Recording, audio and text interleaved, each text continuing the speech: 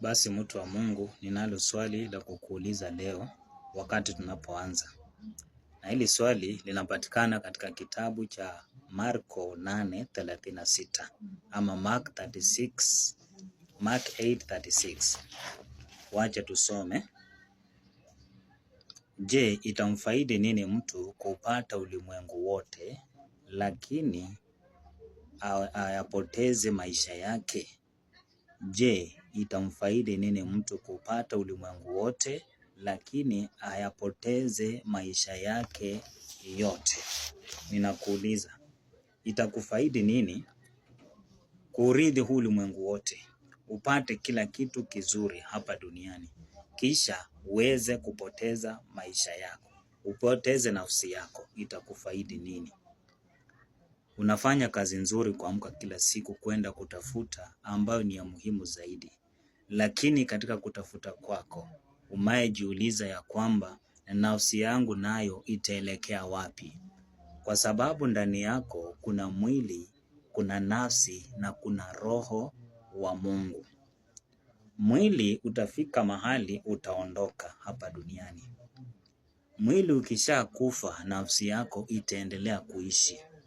Biblia imetuuliza ya kwamba, je, itakufaidi nini kuupata ulimwengu wote na upoteze nafsi yako? Hii nafsi yako umewahi shughulikia mahali ambapo itaenda ukisha ondoka hapa duniani? Kwa sababu unajibidiisha kutafuta mambo ya mwili, kutafuta chakula kwa ajili ya mwili, kutafuta mavazi kwa ajili ya mwili, kutafuta pesa ili ya kwamba uweze kusomesha watoto, ujenge, ununue shamba, ufanye mambo mengine ambayo ni ya mwili. Na je, kuhusu nafsi yako umewahi shughulika kutaka kujua ya kwamba itaenda wapi ukisha ondoka hapa duniani?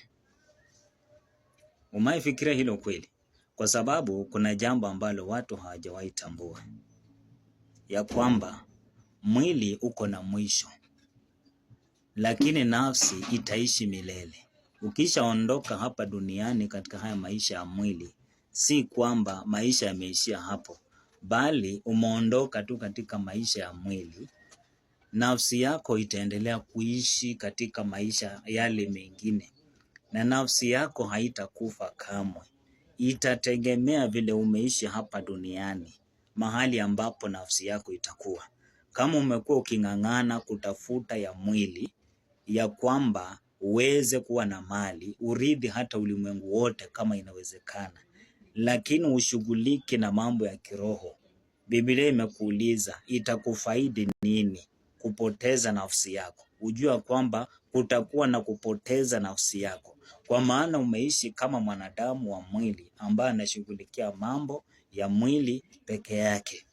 Nikupatie mfano katika kitabu cha Luka 16 kuanzia 19, ambapo inaongelea kuhusiana na yule mtu tajiri ambaye alikuwa anavaa nguo za zambarau na kitani nzuri, na aliishi maisha ya anasa vile alivyotaka yeye. Yaani alikuwa ni mtu ambaye alikuwa navyo, alikuwa ni mtu aliyejaliwa kupata mali, alikuwa na vitu vya hapa duniani. Akawa anakula vizuri, anavaa vizuri, nguo za zambarau na kitani safi. Alikuwa sawa katika kuvaa, hakukuwa na shida.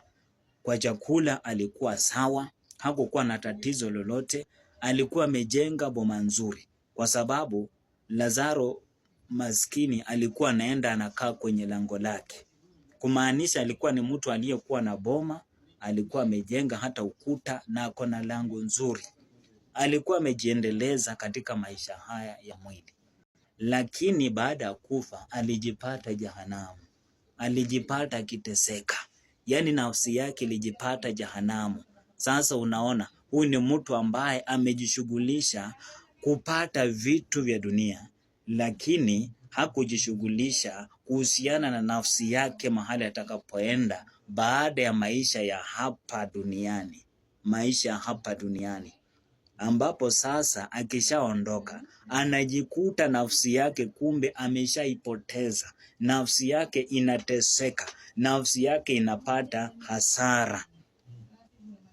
utajipata wapo utakapoondoka hapa duniani. Ewe mtu ambao unajua tu kutafuta chakula, mtu ambao unajua kutafuta kazi, unafanya bidii, lakini hutaki ushirika na Mungu. Kutengeneza mahali ambapo nafsi yako itajipata mahali pazuri ni kufanya ushirika na Mungu. Yaani kubali Yesu ndani ya maisha yako. Ukisha kubali Yesu ndani ya maisha yako, tembea naye hatua kwa hatua, siku baada ya siku. Tembea pamoja na Bwana. Tembea pamoja na Mungu. Huko ndiko kuandaa mahali ambapo nafsi yako itajipata. Nafsi yako isipate hasara. Nafsi yako isiende kuteseka. Usikue tu mtu wa mwili. Sababu Mungu hakukuumba akakuweka hapa duniani ili ya kwamba ukule uishi, hapana. Mungu yuko kwa ajili ya kutaka nafsi yako ikombolewe.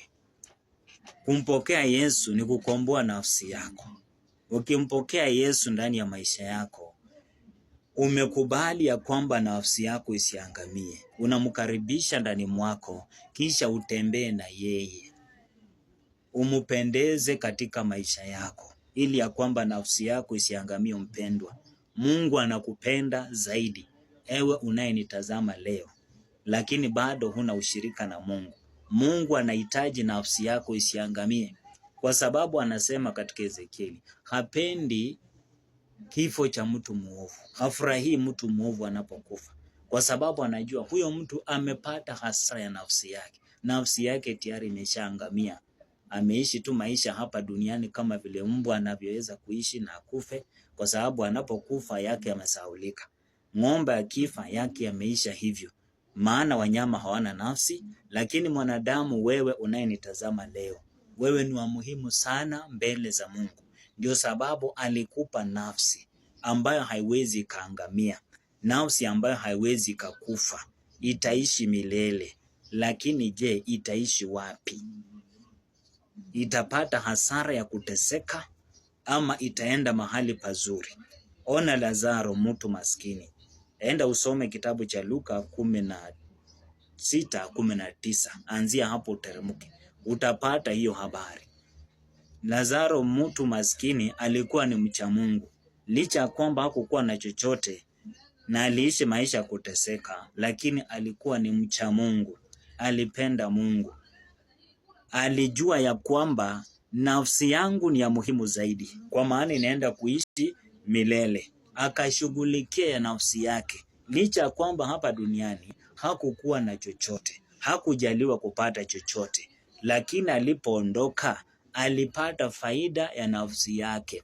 Maana tazama hapa, yuko katika paradiso kwenye kifua cha Abrahamu, anafurahia. Lakini yule mtu tajiri ambaye alikuwa anajishughulisha tu kutafuta kila siku ili akule vizuri, afurahishe mwili ambao ukishakufa unatupwa ndani ya shimo, unakulwa na wadudu.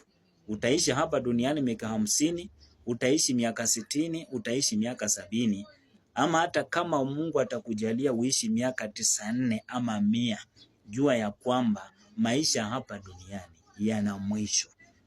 Lakini nafsi yako haina mwisho. Kuna maisha mengine ambayo ni marefu zaidi, marefu. Hayo maisha utaishi wapi? Kama utampendeza Mungu, utaishi mahali pema. Kama utakataa Mungu, uishi maisha yako tu, hutaki ushirika naye, nafsi yako itapata hasara kama yule mtu tajiri. Itakufaidi nini kupata ulimwengu wote kisha upoteze nafsi yako? Jiulize hilo swali mpendwa, na Mungu akusaidie. Yesu anakuhitaji, ndio sababu alienda pale Kalvari. Alikuja kwa ajili ya kuokoa nafsi yako. Alikuja kwa ajili ya kukukomboa. Hataki waangamie, hataki uishi tu kwa mwili na uondoke waangamie. Nafsi yako ni ya muhimu. Tafuta, ndio, fanya kazi, lakini pia fanya kazi kuunda, kutengeneza, kuandaa mahali ambapo nafsi yako itaishi milele na milele. Wacha Bwana kubariki. Tukutane tena kwa wakati mwingine.